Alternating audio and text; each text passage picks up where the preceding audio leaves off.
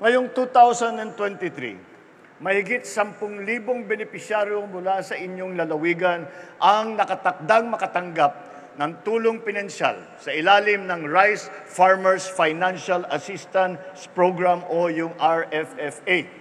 Dahil dito, inaatasan ko ang DA at ang Department of Finance na pabilisin ang pagmamahagi ng mga benepisyong ito.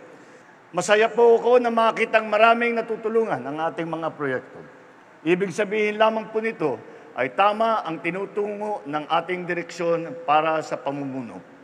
Ang hiling ko lamang po ay lalo ninyong pag-ibayuhin ang inyong sipag at tiyaga upang sa gayon ay mapabuti ninyo ang inyong buhay at makatulong sa ibang mga Pilipinong kailangan din ng kaagapay.